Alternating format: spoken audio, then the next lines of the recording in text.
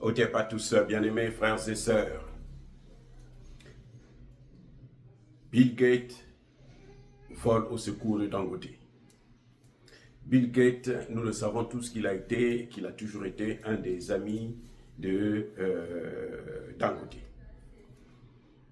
Bill Gates a été introduit aux 3 derniers présidents du Nigeria par Dangote. Bill Gates a fait le déplacement vers le Nigeria pour aller voir le président Tinubu afin de débloquer la situation de Dangote. Est-ce que c'est à cause de ça que Tinubu a choisi de sauver Dangote ou bien la décision a été souveraine? Je ne veux pas spéculer là-dessus. Ce que je sais, c'est qu'aujourd'hui, Dangote l'a emporté face à la mafia pétrolière du monde entier. Chinois, Américains et autres, vous le savez très bien, que toutes les guerres que nous avons vues dans le monde, la guerre en Irak, la guerre en Libye, la guerre en Syrie, tout ça, c'est à cause du pétrole. Là où il y a le pétrole, les États-Unis et leurs alliés n'hésitent pas de massacrer qui ils peuvent, autant de personnes pour mettre la main dessus. Ce sont des prédateurs. Voilà ce qu'il y a exactement. Voilà ce qui se passe exactement. Et là encore, nous avons donc la preuve que la mafia occidentale est derrière.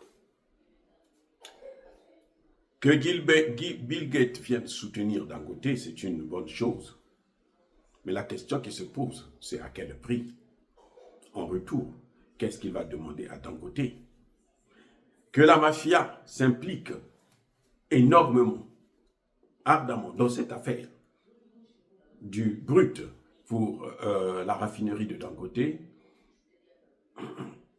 c'est une affaire. Mais qu'est-ce que cela signifie? En d'autres termes, quels sont les enjeux stratégiques qu'il y a derrière cette intervention de la mafia? Est-ce que ce n'est pas un avertissement qu'on donne à Dangote pour que Dangote puisse mobiliser, si vous voulez, passer par utiliser les hommes politiques du Nigeria pour vacciner, par exemple, pour vendre les produits OGM de Bill Gates? C'est ça, en échange, qu'est-ce que Bill Gates reçoit? Ça, c'est la vraie question. Si Tinubu a pris la décision de façon souveraine, en tant que chef d'État, et il a décidé de donner à Dangote le pétrole du Niger, ce n'est pas le pétrole brésilien, américain et autres, non, c'est le pétrole nigérien. Si c'en est ainsi, c'est très bien. Mais si c'est la mafia, vous savez qu'aujourd'hui, le grand problème de ces gens-là, nous aimons Dangote. Moi, je l'adore, c'est très bien, c'est un grand homme d'affaires africain. Il faut le soutenir, l'acclamer, qu'il aille encore plus loin. Mais si c'est pour que ses amis occidentaux puissent avoir un passage pour venir tenir nos problèmes, eh bien, que Dangote lui-même sache qu'il s'est trompé. Parce que les Africains ont maintenant l'information, c'est ce que je suis en train de vous donner.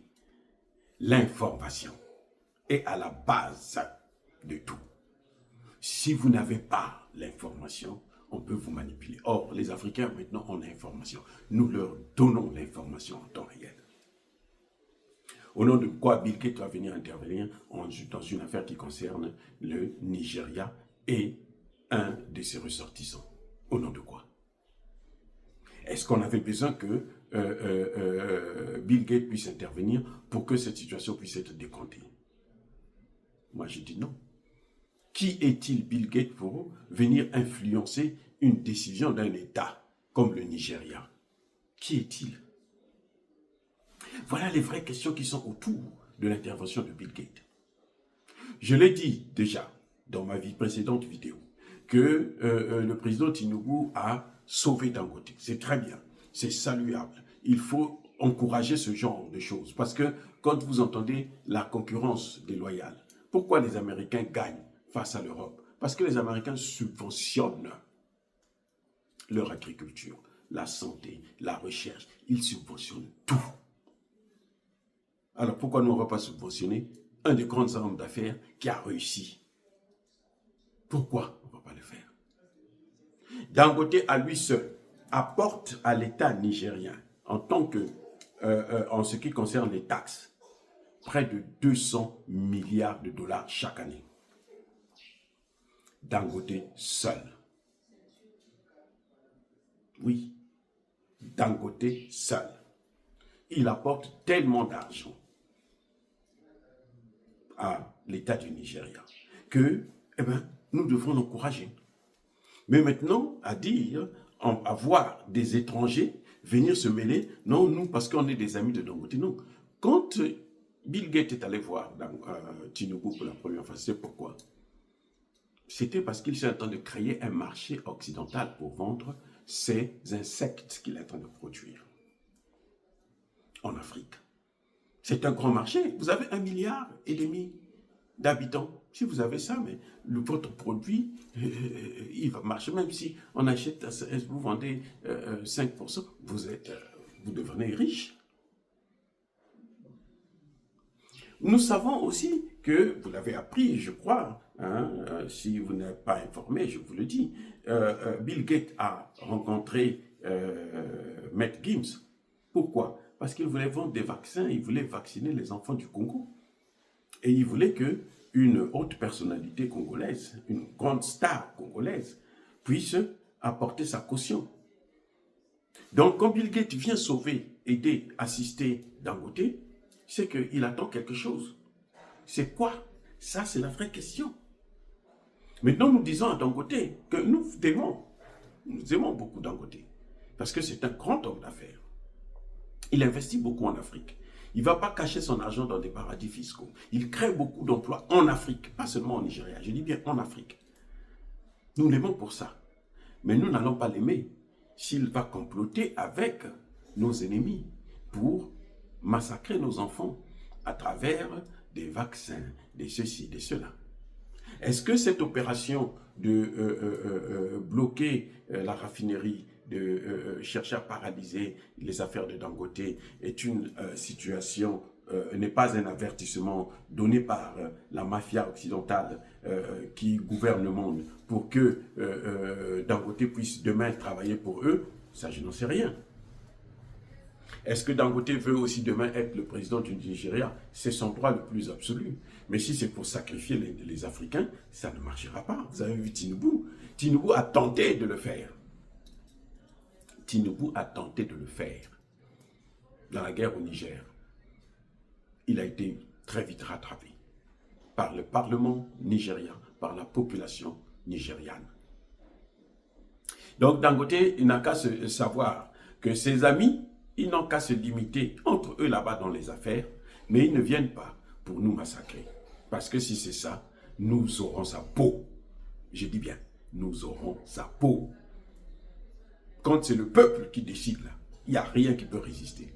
Si Tinubu s'est plié, c'est parce que, d'abord, c'est pas à cause de Bill Clinton, de Bill Gates, mais c'est parce que le peuple, même au Parlement du Nigeria, les parlementaires ont dit non, on ne peut pas accepter ça. C'est humiliation. Il faut sauver Dangote. Parce que c'est un des nôtres. C'est notre frère. Il fait un travail formidable. Il faut le soutenir. Maintenant, si Dangote cède sous la pression des Occidentaux pour vouloir maintenant aider ces Occidentaux à massacrer l'Afrique, eh bien là, c'est une autre affaire. Là, il se mettra sur notre chemin.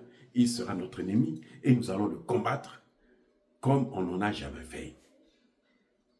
Voilà, bien-aimés frères et sœurs, ce que je pensais que vous devrez savoir en ce qui concerne l'intervention de Bill Gates dans les affaires qui ne le concernent pas.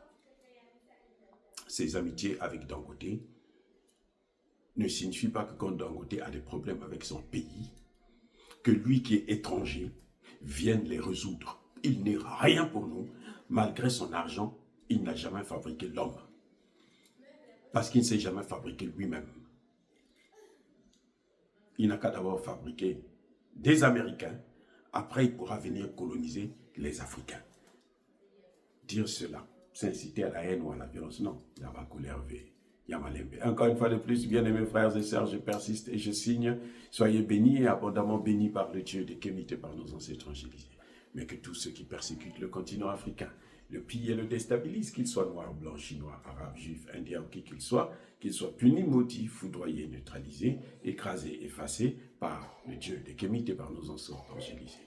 Vive l'Afrique éternelle, j'ai dit et j'assume.